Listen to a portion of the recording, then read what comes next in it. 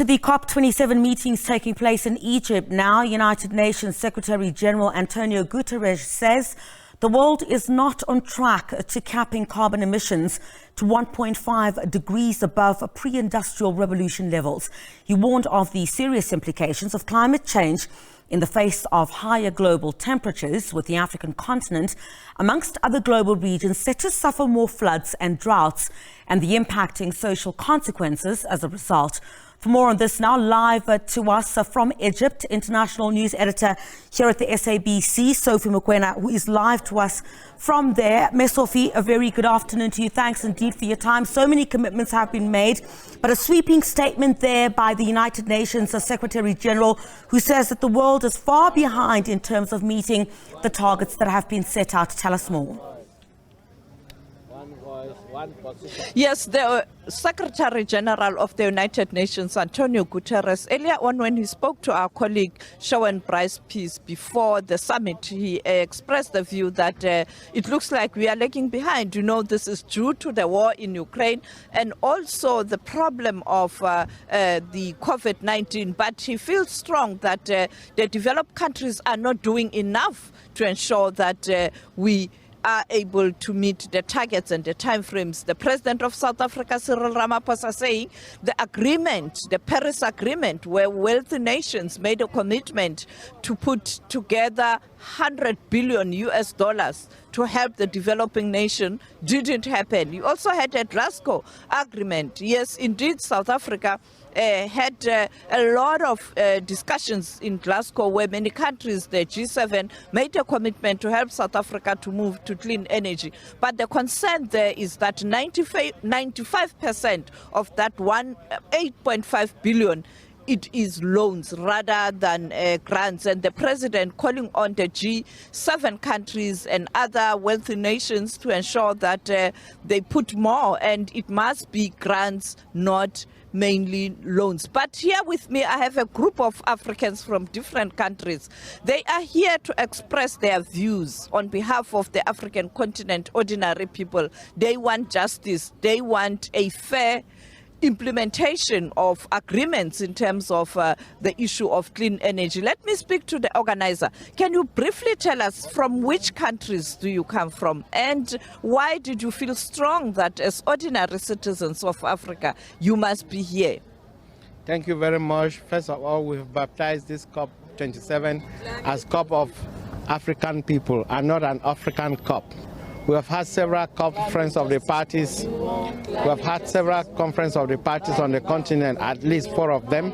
Each time they say it's African COP, but at the end of the day, it doesn't have the aspirations, the decisions don't meet the aspirations of African people. So we decided this time to come as African people as ourselves and write our history and tell our stories ourselves. And what is the story? The story is that of a continent that has been treated unjustly for the last couple of years. The African continent as a whole emits less than 4% of the global greenhouse gases, and yet the impacts of climate change are felt more in Africa than anywhere else. It is even recognized in the Convention on Climate Change, Framework Convention on Climate Change of 1992, in Article 41E, that Africa is a continent with special needs and circumstances, especially as it is prone to floods and droughts at the same time. Currently we are speaking, Africa is drowning and burning at the same time. West coast of Africa, southern Africa is flooding, while the Horn of Africa is burning, and this is unfair.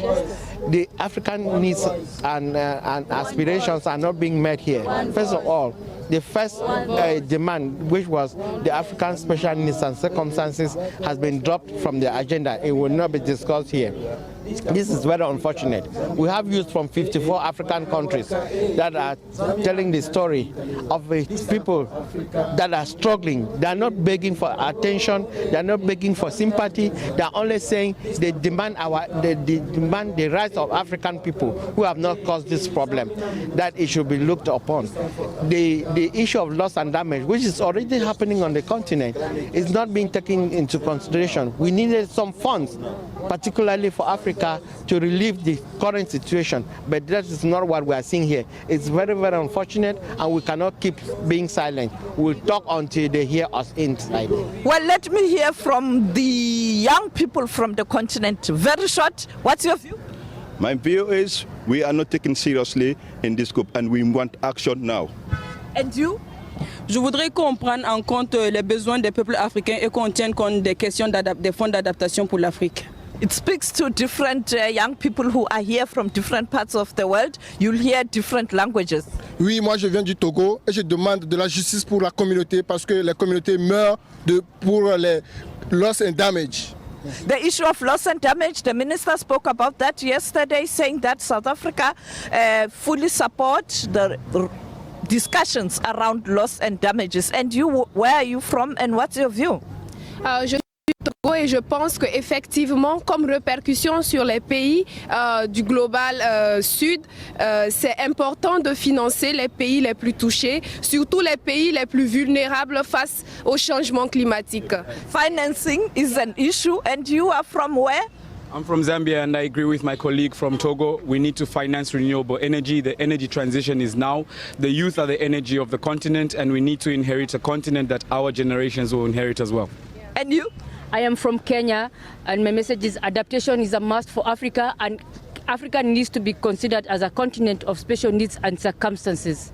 You were singing earlier on. Can you sing that Shakira song that was sang in South Africa? Mina, mina, waka, waka, zamina, mina, zangalewa. This time for Africa. Zamina, mina, waka, waka, zamina, mina, zangalewa. This time for Africa. Jambo, jambo, zamina, mina, zangalewa. This time for Africa. Jambo. You heard it there, young people singing. It's time for Africa, and the issue of adaptation is a must for Africa. Others are talking about our forest survival. In other words, you have to address the global warming issue. Africa is a continent with special needs and circumstances. The voice is that Africa is not the main continent that is responsible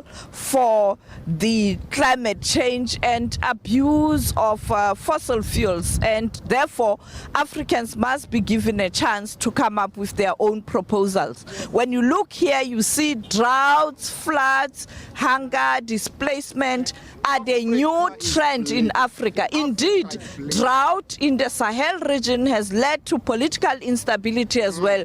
The issue of food shortage also, we know that we are experiencing the same due to the war in Ukraine and COVID-19, including the impact of climate change. And many people have been displaced. Who can forget the recent floods in KwaZulu-Natal, where many people are still not having proper shelter after the floods. But yesterday as well, we saw those heavy rains in Free State, in Gauteng, and I am sure this morning, as people are counting their losses, some don't know what they are going to do. And therefore, the issue of loss and damages is a thorny one. Developed countries don't want to discuss this issue, while developing countries and poorer countries are saying, you are responsible for all this crisis.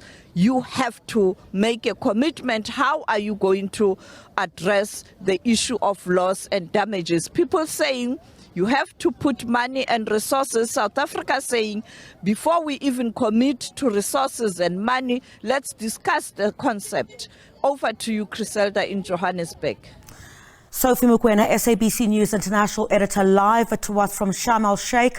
That's in Egypt, of course, at the COP27 meeting, speaking to some of the protesters there from different countries on the African continent about their participation there. Lots of calls for developed countries to take responsibility in comparison to developing nations for the issues of climate change. Sophie making reference to weather conditions that we've certainly seen here in South Africa, a very rainy season during this time. I guess the weather experts or meteorologists would best be able to describe whether this is, strange during this time of the year, but there have been heavy downpours that have taken place here in Johannesburg and other parts of the Gauteng province. In fact, in other parts of South Africa as well, many of those sentiments being shared.